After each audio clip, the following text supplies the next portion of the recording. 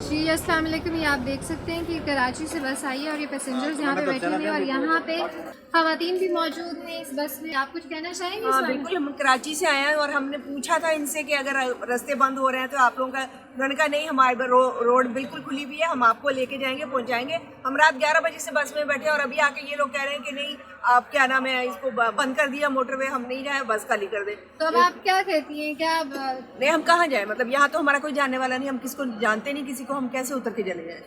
हम नहीं जा रहे, हम नहीं उतरे, हम बैठे हैं हम बिल्कुल ऐसे। नहीं उतरेंगे। कल रात को भी मैंने इनसे 2 दफ़ा कंफर्म किया है। कल मैंने 4-5 बजे इनको पूछा है, मैंने कहा टीवी पे आ रहा है गवर्नमेंट ने रास्ते बंद कर दिए, मोटरवेज बंद कर दिए। उन्होंने कहा मैम हमारी बसें आ रही हैं, जा रही हैं, हमारे पैसेंजर्स आ रही हैं, हमारी हम लेके रिस्पांसिबिलिटी पहुंचाएंगे है। आप। तो फिर गलत बात है इस तरीके से आप करना, और वो भी खवातीन के साथ इस तरीके से कर रहे हैं। शर्म नहीं आती इन लोगों को? हम तो नहीं उतरेंगे। हाँ जी, आप देख सकते हैं कि ये जो बस है ये सब फुल है और इन्होंने, ये जो पैसेंजर्स हैं, इन्होंने एहतजाजन ये बस में बैठे हैं और ये यहाँ से नहीं उतर रहे।